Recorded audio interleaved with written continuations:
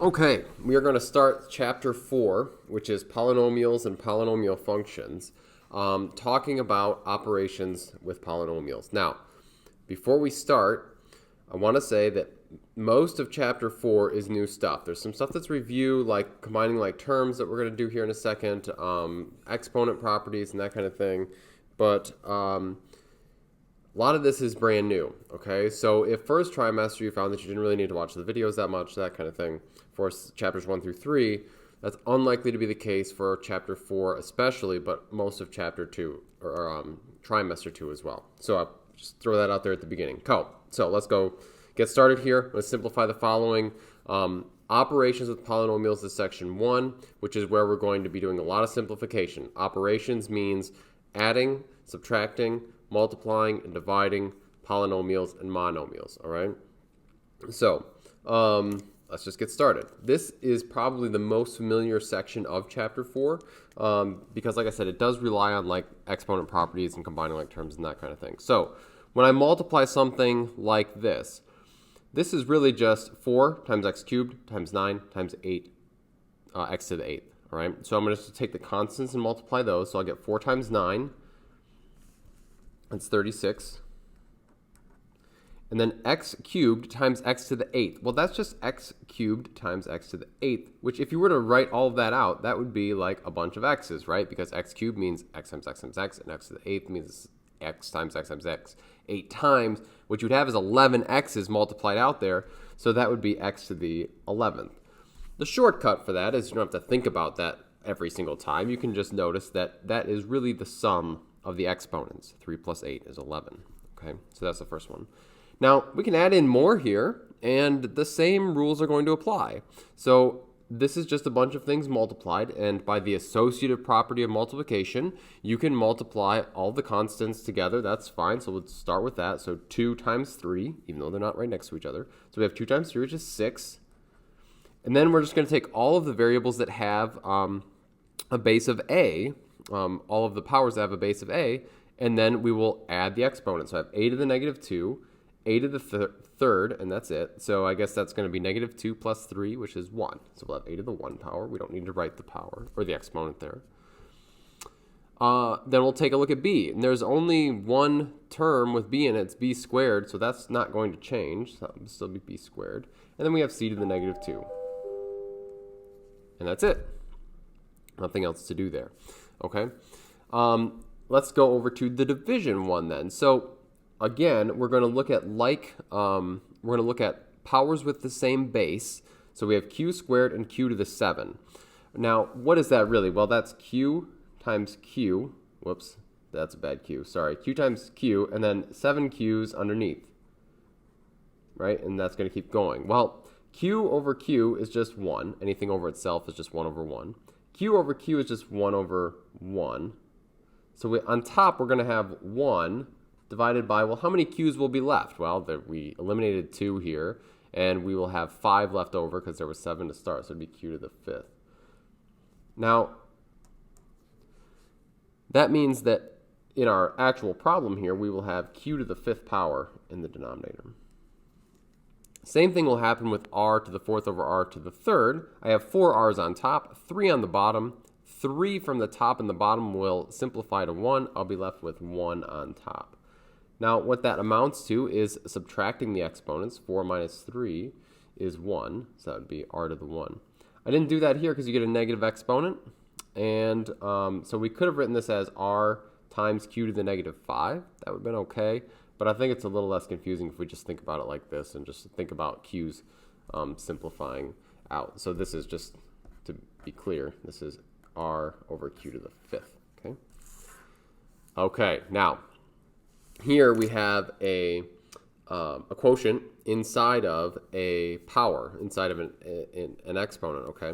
And so the way that we're going to start this is, and there won't be much to do after this, but we're going to start by applying that exponent to both the numerator and the denominator, okay? So just in case you don't believe me that we should do that, if I had a over b squared, that would be the same as a over b times a over b. Okay? When we multiply fractions, we multiply straight across the top, straight across the bottom, so that would be a squared over b squared. Well, effectively then, we didn't need to write this out. We could have just said square the top, square the bottom. Okay, so that's why that works.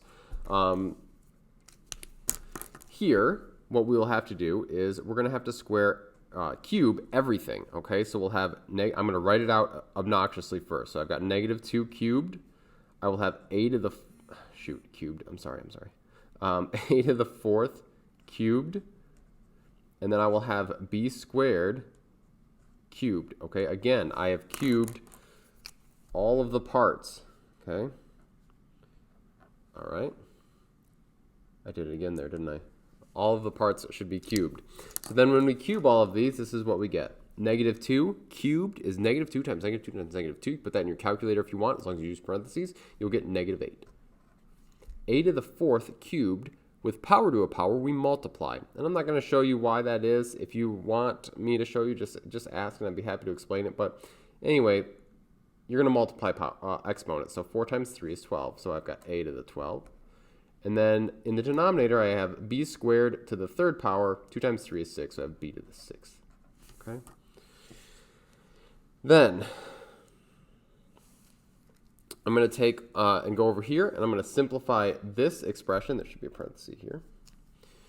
Okay, and this is just combining like terms. What are like terms? Well, they're like terms have the same base. If it's a power, then it's powers with the same base and the same exponent. Okay, so if I have 4x squared minus 2x squared, then those would be like terms. And in fact, before I get started and actually combine like terms, I'm going to distribute this negative, because it's really easy to forget that that negative gets applied to everything here. So now I'm going to combine like terms. I have 4x squared minus 2x squared, that's 2x squared. Negative 5x minus 3x, that's minus 8x. 6 plus 1, that's 7. Okay, that's it for that one. Okay. So it's simplified once you've combined all like terms. All right. I'm going to simplify this one. This is just going to be using the distributive property. So our operations we've got that are possible are adding, subtracting, multiplying, dividing. Here's an example of multiplication. So I'm going to distribute this here, here, and here. All right. And 3x times 2x squared, that will give me 6x to the 3rd power, because I'm going to add the exponents. 3x times negative 4x, that's going to be minus 12x to the 2nd power. First power on that x and first power on that x. And then 6 times 3x, that is going to be 18x. That's it for that one. Along the way, by the way, it's always a good idea to pause the video, try the problem, and then play the video through to see how you do. Again, that will help your learning, because you will be able to test your understanding as opposed to just mindlessly copying down what I'm writing. Okay? So this one. Now we've turned things up a little bit here, because this is not as simple as this where we distribute. In order to use the distributive property here, we'd have to take n and go n times that, n times that, n times that, and then take 2 and go 2 times that, 2 times that, and 2 times that. All right, and we can avoid that mess, or the messiness of that, by using what I call the grid method. Okay, so the grid method is super useful for multiplying really obnoxious things like this.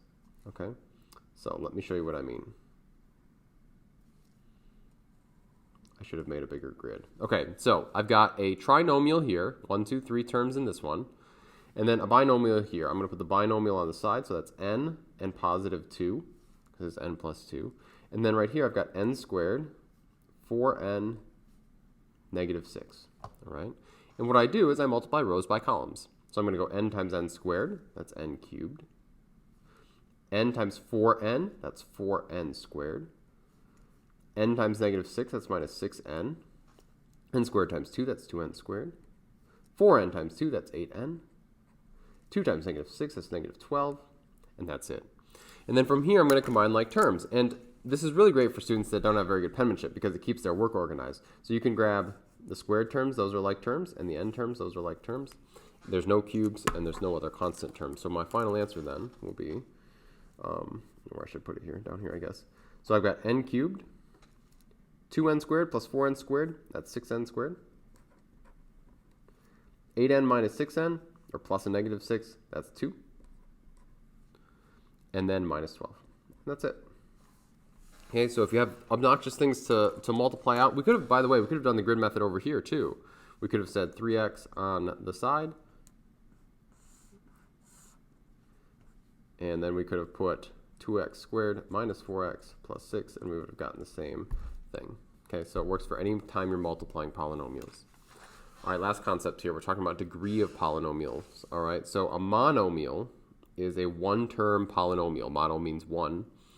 All right, so it's a one-term polynomial, and that is an expression that is the product of one or more variables with non-negative integer exponents. So that means no fractions in the exponents, and the exponents have to be positive or 0. Okay, what would an exponent of 0 be? Well, for instance here, negative 12. You could write that as negative 12n to the 0 because anything to the 0 power is just 1. Okay.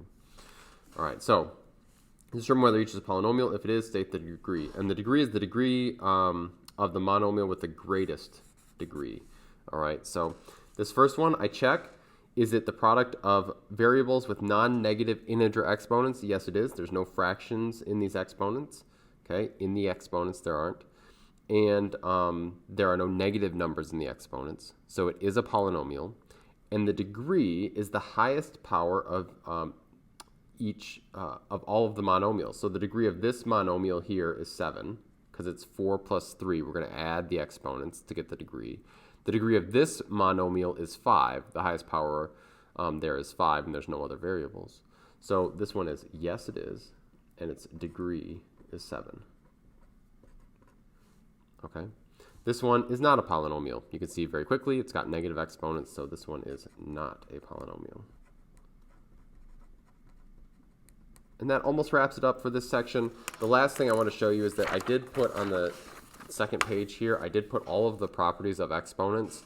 I'm not going to go through these all explicitly, but it is sort of a nice chart because it's got the properties and then it also has the it has an example of all of them as well. Okay, so that is there just for your reference if you need it. And that wraps up section 4.1.